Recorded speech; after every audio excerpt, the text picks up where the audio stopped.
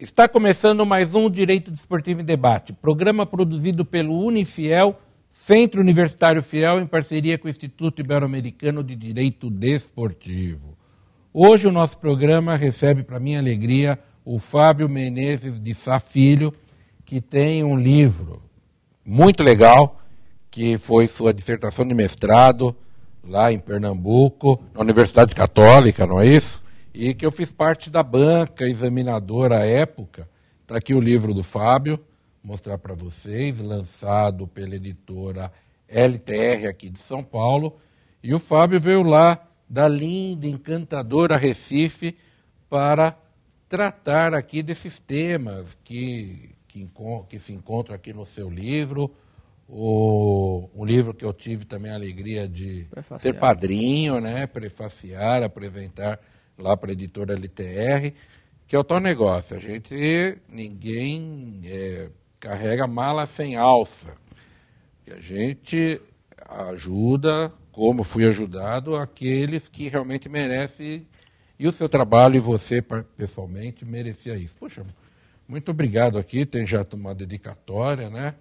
Mas é isso, Fábio. Muito obrigado por você vir lá do Recife, uma viagem cansativa, mas veio e volta. Compensadora, volta, porque ele tem compromissos, jovem, mas tem aí um número de compromissos aí grandes, né, já no magistério. E é isso, Fábio, já falei muito. E aí, tudo bem com você? Obrigado por aceitar nosso convite. Primeiramente, muito obrigado, professor Domingos. É uma oportunidade, inclusive, para fazer um agradecimento pessoal e em público, já que foi a pessoa um dos grandes incentivadores a escrever esse trabalho. Primeiramente, uma monografia ainda embrionária de graduação. Depois, com a dissertação de mestrado, tive o prazer de conhecer o Dr. Domingos, professor Domingos, né? Mas tratamento acadêmico. Claro, imagina, é Domingos mesmo. E, inclusive, já fazendo aqui o agradecimento em público, que era sempre um desejo meu, aproveito para agradecer pessoalmente por ter tudo que você fez a mim, em termos de contribuições, de discussões acadêmicas, para a propositura de artigos, a própria dissertação de mestrado, que agora é um livro, né? E vamos debater as questões mais polêmicas, desde o trabalho que foi proposto desde o início e as questões advindas das alterações recentes da Lei Pelé. Você chama aqui no capítulo 2, né, contrato de trabalho desportivo. E agora, rapaz, que deram status na nova lei de contrato especial de trabalho desportivo. Pergunta, era necessário essa coisa aí, desse nome tão... Particularmente é uma questão bem inócua, né? Não vai trazer nenhuma diferença do ponto de vista prático, né? Vai ser só um nome mais bonito para o que já era conhecido por todos nós como um contrato de trabalho desportivo. Inclusive o título que é dado ao trabalho, né, ao livro. O livro é Contrato de Trabalho Desportivo, que na segunda edição você vai ter que escrever Contrato Especial de Trabalho Desportivo. Quer dizer, nem precisa, porque... O que mudou, né, rapaz? Esses tempos aqui de politicamente correto, antigamente o que você chamava de um jeito, hoje tem que chamar de outro, enfim, está muito chato, né? Bom, a questão assim, principal das alterações recentes, eu gosto de salientar, uma delas é o que chama-se de atleta autônomo. O atleta autônomo é aquele maior de 16 anos de idade, que ofere rendas de patrocínios, custeado por familiares, e essas rendas têm natureza civil, ele não tendo nenhum vínculo empregatício com nenhuma entidade de prática desportiva, como o legislador gosta de chamar. Só que aí vem uma ressalva, nesse mesmo artigo 28A, de que para os esportes coletivos não existe essa possibilidade de se ter atleta autônomo, né? Então, para o basquetebol, o handebol, o vôlei, o futsal, né, e o próprio futebol, não teríamos, então, a possibilidade de se vislumbrar um atleta autônomo. Só que o artigo 94, já desde a origem, já restringia alguns dispositivos para certos esportes, no caso o futebol. E o artigo 28, que trata dos atletas profissionais, só são aplicáveis aos atletas de futebol. E agora ficamos com um hiato legislativo, um hiato normativo, em relação aos atletas então, que disputam outros esportes coletivos, né, que não são futebol. Vai se aplicar, então, que legislação? A CLT, já que eles não são autônomos, são empregados. Então, por uma dedução lógica, né, por exclusão, ficaria, então, a CLT, aplicável a esses atletas de outros esportes coletivos, que não futebol. Você veja, né? Eu não encontrei ninguém até agora que tenha gostado dessa alteração, rapaz.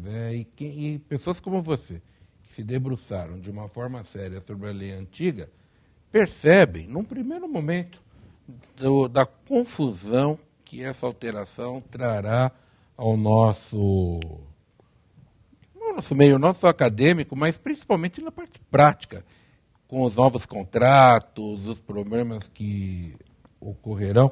E você já chamava aqui, né, no teu trabalho, subtítulo, Revolução Conceitual de Atleta Profissional de Futebol. Se era uma revolução, agora com a nova lei virou uma guerra. Certamente. O título em si, esse subtítulo, né, Revolução Conceitual de Atleta Profissional de Futebol, diz mais respeito ao próprio tratamento que era dado por muito tempo, né, com relação ao passe, até um tempo atrás, e eu gosto sempre de mostrar para meus alunos, para os colegas de profissão, que o atleta ele é uma pessoa, um ser humano como outra qualquer. E o passe, ele de certa forma, tratava o atleta como objeto, era passível inclusive de penhora. A gente conseguia ver o absurdo. Você fala da história do Beto aqui, né? O Beto foi inclusive trocado por 40 pares de chuteira, que na verdade foram aniplidas somente a metade até hoje. Né? Pelo menos é o que se publica. E foi o Beto também, se eu não me equivoco, que quando ele jogava, antes de jogar no Botafogo, ele... No Bosco, de Mato Grosso. Isso. E ele teve o passe penhorado por uma lavadeira do clube, que entrou com a reclamação trabalhista, pedindo horas extras, vínculo. E penhoraram o passe à Globo, eu me lembro direitinho. Na época, a Rede Globo fez uma matéria que a lavadeira andava com ele de lado. Eu não quero cometer um equívoco aqui, mas acho que foi ele. E no seu livro, tanto que eu acho que eu falei na tua defesa de tese, a época dessa situação, né? Você citou o final, o início da carreira dele vindo para o Botafogo, foi trocado pelas chuteiras, né? Foram 40 chuteiras. 40 pares. Foram, inclusive, 40 pares de chuteiras que foram adimplidas apenas a metade até hoje. Pelo menos aqui não se noticia, né? Outra questão interessante dessa alteração legislativa foram os dispositivos que foram aproveitados da lei de 76, a 6.354. Já não se tinha um certo esclarecimento a respeito do que seriam as luvas. Né?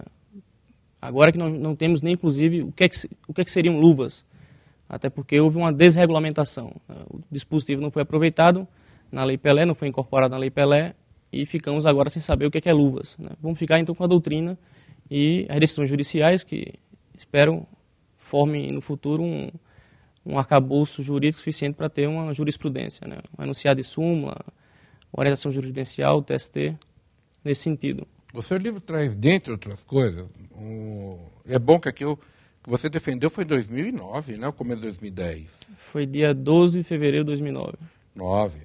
2009. E o livro que saiu ano passado, né?